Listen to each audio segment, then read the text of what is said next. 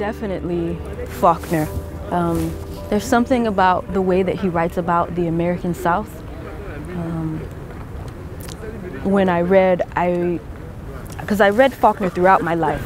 When I was in high school, I read I read a couple of short stories of Faulkner's, and I couldn't understand why people loved him. And I didn't get anything from them.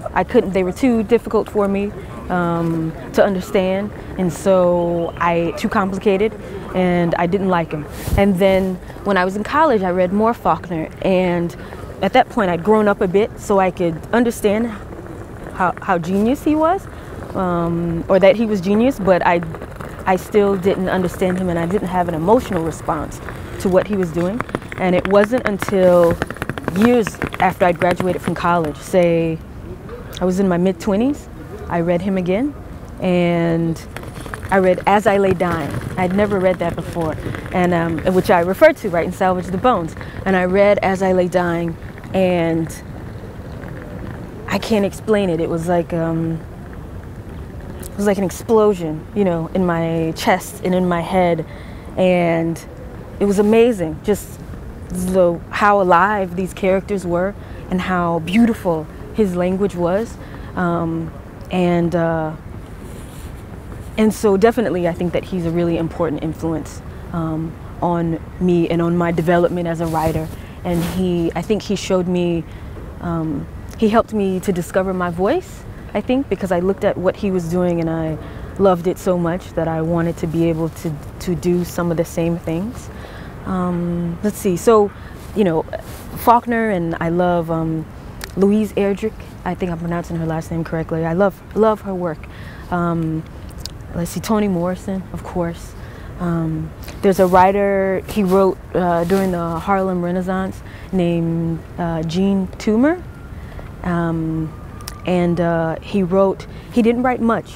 He wrote, his longest collection is a very short sort of collection of prose and some poems called Cain, which I love. It's beautiful. I discovered it when I was in college, so I think that he was a big influence on me. He wrote about Georgia and about the South during the 1930s, the American South in the 1930s, so I think he's another writer that that really influenced me, and that made me, you know, I think that all these people influenced me because I love their work so much, and I think it's so beautiful that it makes me want to be able to do something of what they do.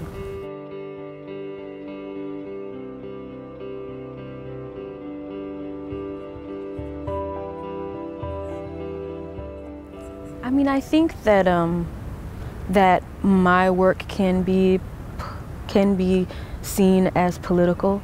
I grew up, as I said, my family was very poor. The community that I grew up in was a poor community overall. You know, over the years, it's been sort of racked by the illegal drug trade, and you know, we've had to deal with some sort of, I guess, irresponsible behavior by police. There hasn't been a lot of investing in infrastructure where I am too. You know, there's been money sort of taken away from education, and that's been undermined. And so, you know, I feel like I see a lot of injustice around me, and I feel like one of the things that I can do, because I've worked very hard to develop the talent that I have as a writer, and so I do have a platform and I have a voice. And so I think that, you know, that one of the most important things that I can do is to speak the truth as I see it about these things that I see, in hopes that that maybe speaking about them will lead to some sort of change. Because I think, you know, as long as we're quiet about these things and we don't speak about these things, it makes it easier for